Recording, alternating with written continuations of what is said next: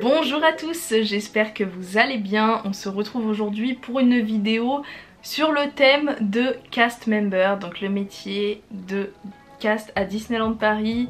C'est le thème de vidéo que vous aimez bien sur la chaîne et que je sais qui aide beaucoup de personnes. Donc je suis très contente de reprendre ce thème de vidéo. Je cherchais un petit peu des idées de vidéos que je pouvais faire, mais j'ai trouvé. Et du coup aujourd'hui on va parler de l'entretien à Disneyland Paris. Donc si vous êtes nouveau sur la chaîne, donc je fais des vidéos collection mais aussi des vidéos astuces, conseils si jamais vous commencez à travailler à Disney, que vous aimeriez avoir quelques petites infos, quelques petits conseils si vous n'avez jamais travaillé à Disney ou que vous travaillez déjà à Disney et peut-être que vous avez besoin de conseils de personnes qui travaillent déjà là-bas et qui peuvent vous donner des petits renseignements. Ces vidéos sont faites pour vous. J'ai déjà fait une vidéo où je parlais un petit peu de mon expérience de cast member. J'ai fait une vidéo où je vous parlais aussi des logements à Disney et des questions que les gens pouvaient se poser, les idées reçues, enfin bref, tout est dans la playlist cast member, donc je vous laisse aller voir si jamais vous êtes intéressé. Je vous laisse quand même commencer par les premières vidéos si jamais vous êtes intéressé, ou sinon si vous voulez passer directement à cette étape là, eh bien je vous laisse regarder la vidéo. Donc aujourd'hui on va parler de l'entretien, donc qui est du coup le passage obligatoire avant de travailler à Disneyland Paris. Donc je vais vous parler notamment de mon expérience, bien sûr en majorité, mais aussi des oui-dire, des choses que j'ai entendues par rapport à mes autres collègues ou des personnes que je connais qui ont travaillé à Disney, parce que moi c'est quand même pas tout à fait récent. J'ai commencé à travailler à Disney en 2015 et mon entretien je l'ai passé en 2014, donc ça fait déjà 7 ans que j'ai passé l'entretien et il y a beaucoup de choses qui ont changé. Donc notamment tout ce qui est informatique. Je sais qu'à l'époque nous on faisait quasiment tout sur papier quoi. On recevait notre contrat sur papier et on le renvoyait à Disney. Là maintenant c'est plus comme ça, maintenant c'est tout par internet, tu peux signer tout électroniquement, enfin bref c'est le futur. Mais avant ça n'était pas comme ça. Il y avait l'étape bien sûr recrutement qui se faisait par internet où on envoyait sa candidature etc. Mais on avait quand même le contrat en papier. Là c'est plus possible, enfin il est sur un coffre-fort, donc dans le site logiciel Disney, et vous l'avez bien sûr en PDF, ça y a pas de souci. Mais il y a des choses qui ont changé. Donc pour ce qui est de l'entretien, là ça n'a pas trop changé. Donc je vais commencer par l'étape où ça y est, vous avez posé votre candidature, que vous avez reçu un message favorable de Disney vous disant que votre candidature peut intéresser et qu'il va falloir passer l'entretien. Ça c'est déjà super. Si vous avez déjà un message comme ça, c'est que vous avez déjà réussi la première étape et c'est déjà super dans n'importe quel métier en fait. Si vous avez un entretien d'embauche, c'est vraiment positif. Donc il faut prendre ça vraiment comme une opportunité de se mettre en valeur, de mettre en valeur ce que tu n'as pas pu mettre sur ton CV. Par exemple si tu as fait des choses qui rentraient pas dans le CV, tu peux tout à fait le dire dans ton entretien, ou si jamais il y a des capacités que tu as, des choses que tu sais faire, il faut le dire à l'entretien. Donc je vais vous parler un petit peu de comment ça se passe. Alors moi, comment ça s'est passé? J'ai été convoquée à un entretien qui s'était fait à Lyon. Alors les entretiens maintenant qui se déplacent, ce n'est plus trop le cas. Je sais que maintenant ils font tout en visio par caméra, donc ils vous donnent un rendez-vous et vous vous connectez je crois sur Skype et vous pouvez faire votre petit entretien. Donc là c'est plus simple si jamais vous êtes par exemple en déplacement, que vous n'avez pas forcément les moyens de venir jusqu'à Marne-la-Vallée pour faire votre entretien, je trouve ça super. Donc l'entretien, du coup on vous donne une heure de rendez-vous, vous vous connectez et hop vous faites votre petit entretien. Alors moi comment ça s'est passé, c'était totalement différent. Quand j'ai fait mon entretien c'était à Lyon et du coup on était plusieurs à faire notre petit entretien et on est passé à 2. Ça peut être stressant pour les gens qui peuvent être un petit peu stressés de faire ça à 2, de se comparer, de dire lui il dit des choses que moi je vais pas dire, alors est-ce que moi ça va me mettre en mauvaise situation? Est-ce que ça va décrédibiliser ma candidature? Non, chacun est différent, chacun a ses capacités, donc voilà. Je vais vous parler du coup de comment se déroule l'entretien. En soi, la première question qu'on vous pose, c'est quelles sont vos disponibilités. En gros, combien de temps tu veux travailler, à partir de quand, comment, quel type de contrat tu recherches. Bon après ça c'est ce que tu as mis dans ton CV, donc je pense qu'ils sont un petit peu au courant déjà, mais il faut bien dire les disponibilités, c'est super important parce que ils ont peut-être pas place au moment où on a envie, mais peut-être qu'ils auront de la place un petit peu plus tard, et ça il faut toujours le dire. D'ailleurs vous avez toujours votre accès en fait sur My Disneyland Careers, donc qui est le site de recrutement. Si jamais vous voulez passer l'entretien, que vous voulez travailler à Disney, c'est là-dessus qu'il faut s'inscrire. Il n'y a pas d'autre moyen. À part si jamais vous voulez être intérimaire, par intérim, là c'est différent. Par contre c'est plus dans la région que ça se passe, si jamais c'est toujours sur Paris ou en région parisienne. Mais moi je parle vraiment du côté pur et dur, cast member, Disneyland Paris, c'est sur My Disneyland Careers que ça se passe. Je vous mettrai le lien en barre d'infos de toute façon comme d'habitude pour vous expliquer. Donc vous passez votre entretien et là du coup on va vous poser pas mal de questions. On va vous dire qu'est-ce que vous savez sur Disney. On vous demande pas une chose assez importante, je pense que des gens peut-être peuvent penser ça. C'est pas parce que on est fan Disney ou qu'on ne l'est pas que ça va nous donner plus ou moins de chances de travailler à Disney. Pas du tout. Si jamais vous travaillez à Disney, c'est pas une qualification de savoir par exemple les Mickey cachés ou les trucs comme ça. Voilà.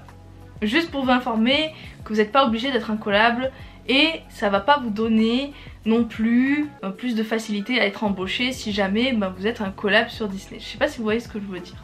En gros, être fan Disney, ça va pas vous donner plus de chances d'être accepté. Voilà, c'est plutôt ça que je voulais dire. Donc du coup, on va vous demander ce que vous savez sur Disney. Ils vont essayer d'étoffer un petit peu votre CV, voir ce que vous pouvez apporter de plus. Donc par exemple, moi quand j'ai passé l'entretien, on m'avait demandé combien de fois tu es allé à Disney, est-ce que tu connais le parc, est-ce que tu es déjà allé. Moi j'avais dit que j'y étais allée beaucoup parce que c'était nos vacances et qu'on y allait souvent et que j'aimais bien le parc. J'ai pas dit que j'étais fan du parc, j'ai dit que je connaissais bien et que ça me donnait plus justement de facilité pour par exemple si je fais un métier qui est dans le parc, je vais justement plus vous parler des métiers dans le parc parce que c'est différent.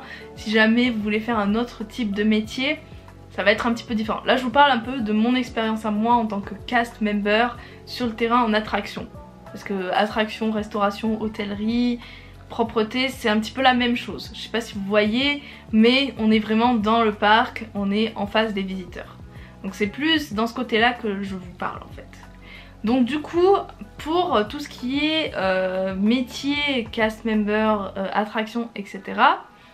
Ça va vous donner justement plus de points forts si jamais vous connaissez le parc. Si jamais on vous pose la question, est-ce que tu vas souvent au parc ? Tu dis oui, je connais le parc, j'y vais de temps en temps, donc du coup ça va me donner plus de facilité à renseigner les visiteurs, à leur dire, à répondre à leurs besoins, tout simplement. Tu vas pas dire je connais très bien le parc, je connais par cœur, j'adore, etc.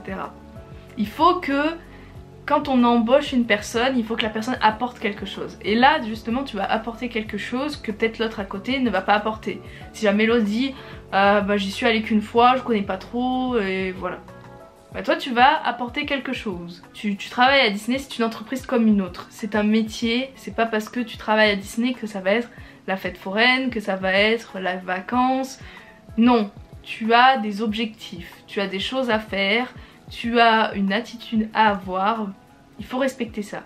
Moi je sais par exemple que Disneyland a été mon premier travail, donc j'avais aucune expérience professionnelle avant ça.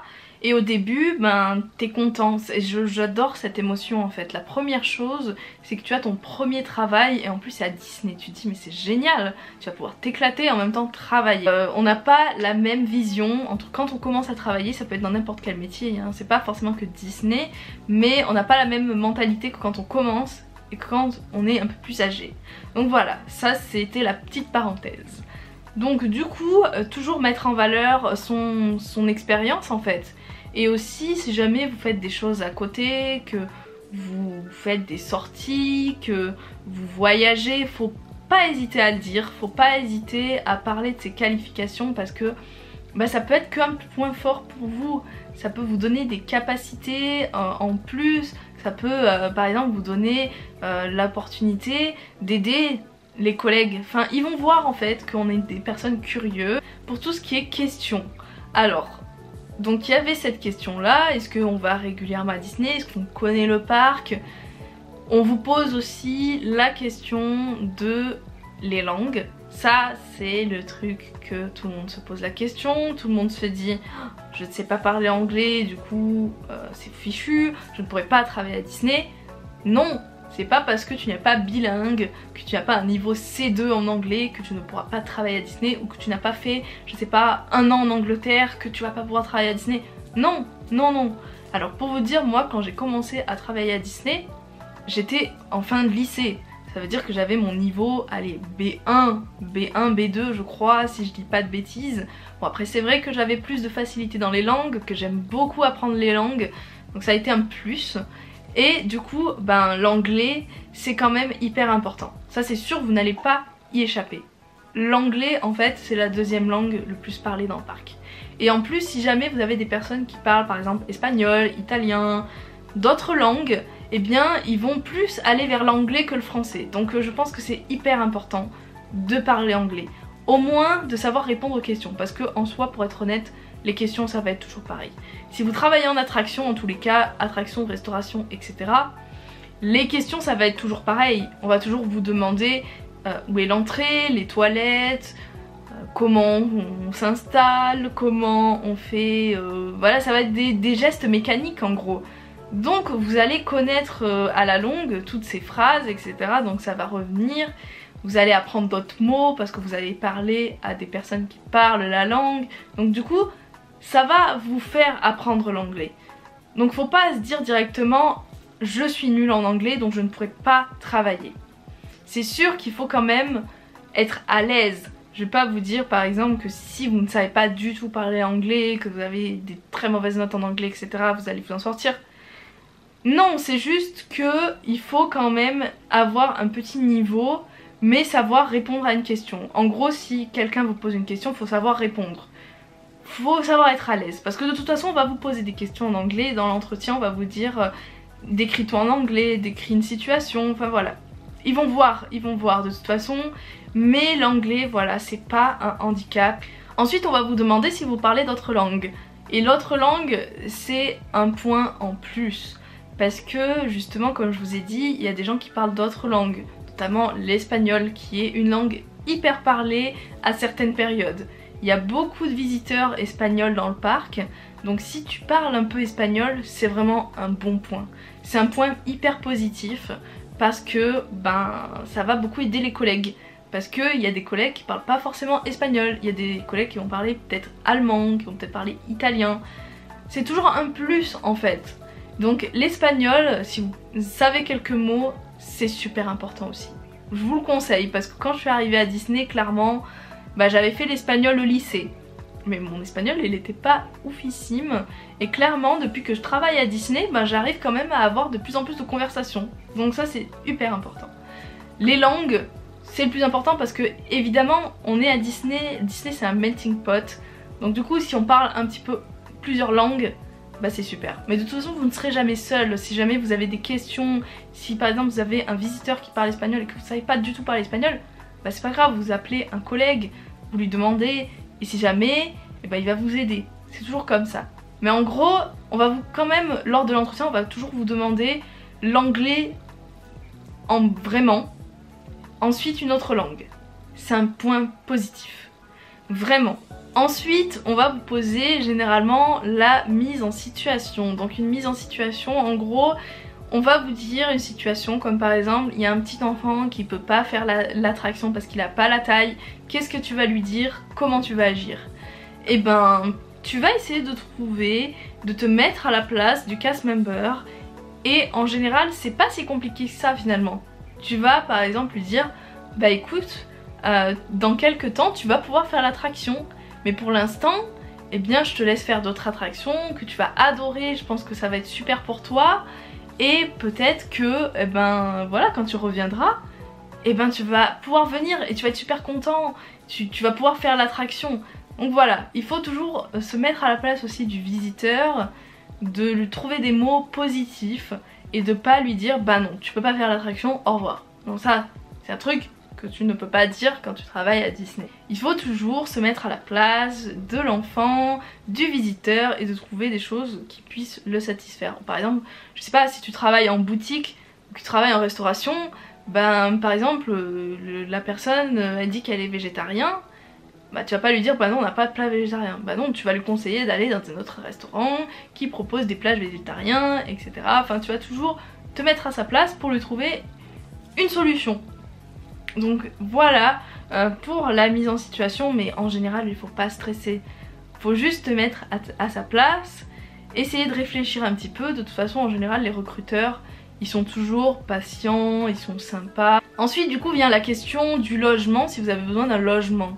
Donc ça en général je le conseille à tous qui n'habitent pas en région parisienne, parce que pour trouver un logement ici, bah bon courage. Parce que c'est super compliqué, c'est très cher. Donc si jamais vous avez l'opportunité d'avoir un logement par Disney, dites oui, foncez. Foncez parce que en général c'est une denrée rare ici. Les logements ici c'est super compliqué, il y a énormément de gens qui viennent travailler, etc. Donc il faut trouver. Donc du coup ben, c'est ce que je vous conseille. En général les logements, ben, vous êtes logé pour la durée totale de votre contrat. Et si jamais vous êtes logé en tant que CDI, et ben vous avez une période pour trouver un logement plus tard. Après je vous conseille de voir ma vidéo logement à Disney si jamais vous avez des questions par rapport à ça, parce que c'est là que vous allez trouver vos réponses. Et si vous avez d'autres questions, ben, n'hésitez pas à me les poser. En tout cas je vous répondrai toujours, que ce soit ici ou sur Instagram.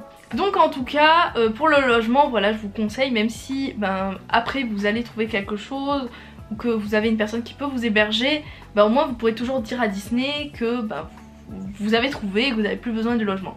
Au moins vous êtes sûr. Vient le moment où vous terminez l'entretien et on vous dit bon ben, si jamais vous réussissez l'entretien, vous allez recevoir un message comme quoi vous appartenez au talent pool. Donc le talent pool, j'avais expliqué dans ma vidéo, en gros c'est là où on vous met pour attendre un contrat. Donc en général ça dépend du temps, ça dépend de la période, ça dépend du profil, de ce que vous recherchez. Et en tout cas, et ben là vous avez juste à attendre votre contrat. Des fois ça va assez vite. Moi j'ai eu la chance que ça soit assez rapide. Il y en a aussi que ça a été très rapide, d'autres ça a été un petit peu plus long, mais il faut pas désespérer parce que il y a des gens qui réussissent à avoir des contrats au bout d'un an ou deux, mais ils réussissent à en avoir. Donc clairement restez optimiste par rapport à ça. Si vous avez votre contrat, ben félicitations quoi. Vous allez pouvoir travailler à Disney, ça c'est cool. Il y a toujours besoin de monde et nous on est super contents parce qu'on a des renforts pour nous aider dans les attractions, pour nous aider dans le travail. Si jamais vous décidez de postuler pour Disney, en tout cas je vous soutiens dans votre démarche. N'hésitez pas du coup à vous inscrire sur le site Disneyland Careers, donc c'est là où vous aurez toutes les informations pour vous connecter et pour créer votre profil et attendre votre futur entretien. Si vous avez eu une réponse favorable et que vous allez bientôt travailler à Disney, félicitations. En tout cas, n'hésitez pas à partager en commentaire votre petite expérience si jamais ça peut aider des personnes. Ou si jamais vous avez des questions par rapport au travail de cast member que j'aurais pas dit dans les vidéos, n'hésitez pas, peut-être qu'il y aura une FAQ. Donc en tout cas, je vous dis à très bientôt dans une prochaine vidéo, j'espère qu'elle vous aura plu. N'hésitez pas à vous abonner si ça n'est toujours pas fait et à liker la vidéo, ça m'aide énormément et en plus, ça aide beaucoup de personnes qui veulent travailler à Disney. Donc en tout cas je vous fais plein de gros bisous et je vous dis à très bientôt pour la prochaine vidéo. Bye bye.